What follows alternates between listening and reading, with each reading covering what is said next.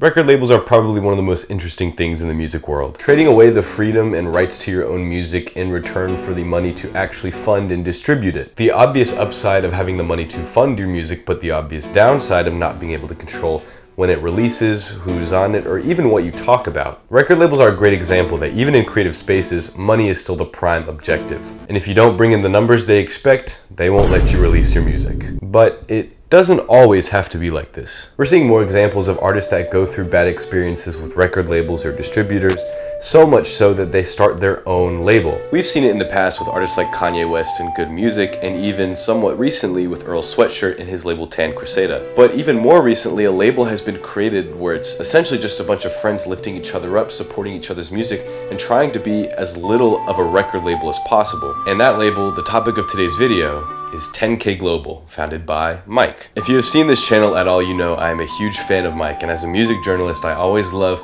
when I get to talk about my favorite artists in new ways. And 10K Global, in my opinion, has always had this sort of mythical presence in the music world with the amount of sheer power it has from its artists and the genuine separation it has from traditional labels. And who better to get this label going than one of the most creative and introspective people in the game right now, Mike. So sit back while I talk about how 10K Global was created, why it's so important right now, and some really cool artists on there that you may not even know were signed to it. But before we keep going, my name's Henry, I love music. This is where I talk about it. If I don't sound as energetic as usual, I apologize. I have a bit of a sinus infection right now. We had 1,200 subscribers a few days ago, so that's really cool. I really appreciate it. If you enjoyed this kind of content, make sure to subscribe. I post videos every single week, ranging from a bunch of different topics like album rollouts, artist interviews, and even record labels. I'm a big fan of these kind of things, so stick around. But let's keep talking about 10K because it really is really cool.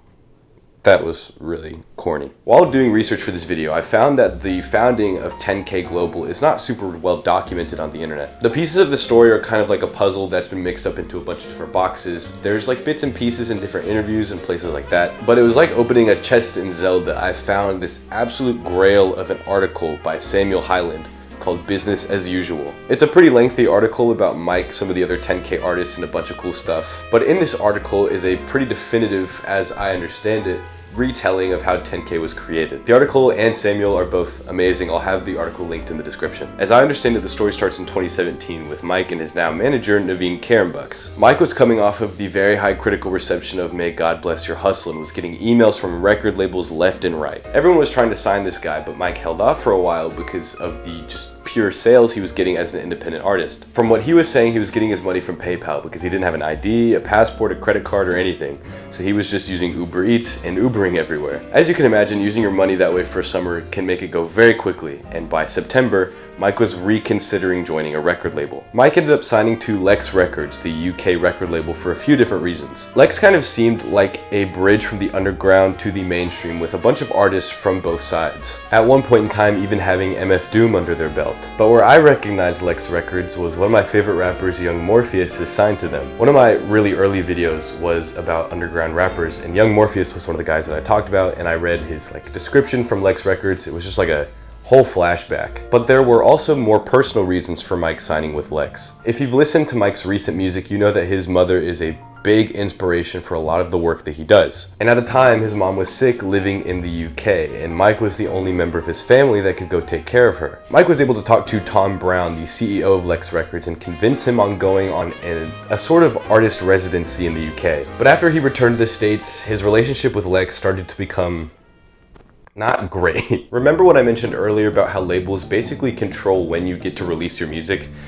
Yeah, that was starting to become a problem for Mike. Lex was holding on to a lot of his music that he was trying to release, and in turn, Mike wasn't getting the money from those projects. And at the same time, Lex was trying to make Mike the face of their label. He was the front page of their website. He was the first artist that would come up on their list. It was like this crazy dichotomy between their public image and the back end. And this whole dispute was all because of one thing. Tom Brown, the CEO of Lex Records, wanted the streaming rights to May God Bless Your Hustle. He was offering Mike increasingly large amounts of money while also holding back all of his new releases to try and get the rights to that album, which I'm sure you also think is very, very insane. Imagine creating this beautiful piece of work while being independent. After signing to a label and working with them, having a good relationship with them for a few months, the CEO essentially just says, "Give me that, or you don't get to make music anymore. And on top of that, without the funds from Mike's new projects, he wasn't able to create new music. And after Brown just kept pestering and pestering and pestering for this album, they eventually cut ties, and Mike was no longer a member of Lex Records. It was after this terrible display of power by a large record company, Mike and his manager would create what is known now as 10K Global. Now, the exact details from this point on are still a bit rocky. There's just not a lot of information out there. But what started as just a label with Mike and Carebucks, with Mike being the only one putting out music, grew into this massive group of artists. And I want to talk a little bit about what I said earlier about 10K separating themselves from traditional labels. Record labels will oftentimes operate on multi-album deals where they give you a contract that says you're going to release this many albums with us, we're going to give you this amount of money to do it, and you won't be out of this contract until you do that. With other details like extra compensation, promo, press, all the fun stuff. With the bottom line being the label will give you funding for the album and a cut of the sales in exchange for the rights of the music, a certain amount of music, and whatever other specified details they have. 10K is the exact opposite. 10K is a record label in the sense that it releases and distributes music for the artists, but Karen Bucks himself said that before they had an actual website saying what they were, people thought it was more of a collective, which in his words wasn't totally off base. A really great example of this is the artist Doris, who is technically signed to 10K, but hasn't released something under 10K since his album Usher. Usher was released under 10K after they offered to distribute and release the record for Doris, not locking him into any kind of deal or any kind of contract. It was simply just a one-time thing, and he was free to do whatever else he wanted with his music. And that's one of the coolest things I think about 10K, is that they really are blurring the lines between record label and collective in terms of how they operate. While they are a label and they are a company, their main goal doesn't seem to be just making money. It looks like their true goal is mainly just uplifting artists. But it also feels like a collective, because while all of the artists have their own unique style and do their own thing, they all have a similar vibe to them. Whether that be their production, their subject matter, or anything else about their music, they're all united under kind of a similar theme. A lot of the artists use very experimental production, a lot of them talk about very dark subjects and aren't afraid of it, and they're all really, really good. But in this strange time of music where record labels are constantly trying to push out these arena level threats, essentially pressing the copy paste button, seeing how little effort they can put in to an artist and still make a massive hit. An artist trying to work independently to separate themselves from that area and also retain all of the rights to their music, it seems like 10K is doing its best to stay in the middle of that, where every artist in its lineup is extremely interesting, but it's not trying to be this greedy entity that only lets its artists do whatever makes them the most money. Did I mention its artists? Have I talked about its artists yet?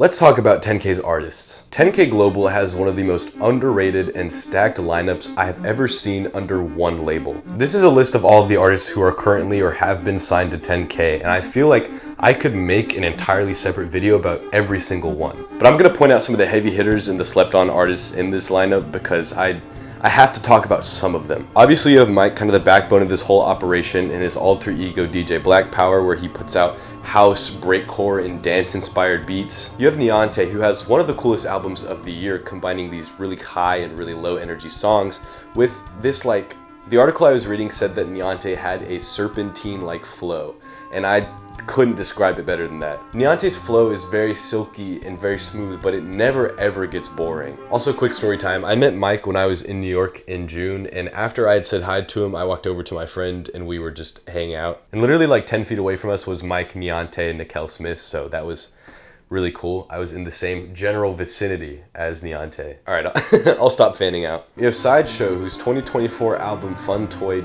literally saw him rap over every style you could think of. You'd hear him rap over jazz in one song, and then literally the next one he'd be rapping over a breakcore beat. And what I really like about Sideshow is he's not afraid to bring up like very dark subject matter on these very high energy beats. Usually artists will match what they're talking about to the vibe of the beat, but when it's done in opposite, it creates this really cool dissonance that I really enjoy when listening to Sideshow. And then some of the more slept on ones, Jadesy is really, really good. He's one of the artists that Mike met while he was in New York working with Lex Records and was even featured on Niante's latest album. But he's really, really enjoyable to listen to. His sample selection is really great, and you can tell that he's not like making things up. You can tell he's rapping from the heart, which I think is really cool. I really enjoyed listening to his latest stuff. Another slept on one is Salamata. Her flow is super, super silky, and the bars she chooses to put in her songs pack a punch. Like literally every single one of them. Her 2024 album Wooden Floors is fantastic, please go listen to it. But one of the most slept on people within 10K I think is Jesper. He makes really cool music that's this weird style of dreamy indie rock, combining different effects, guitar tones, and styles from literally like anywhere in time. I was listening to his latest album and the way I described it was almost like I was trying to remember a song and it was on the tip of my tongue, but I just couldn't. There are parts of songs that feel like they're jumbled around or will cut and change,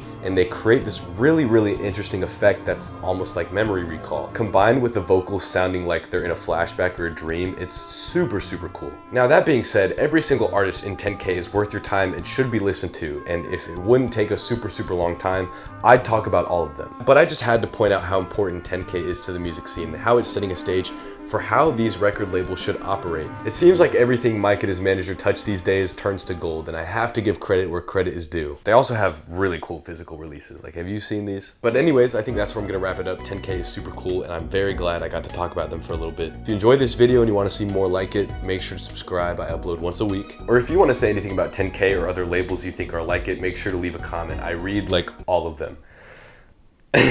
Anyways, appreciate the support, appreciate the love always. I will see you guys next week. Goodbye.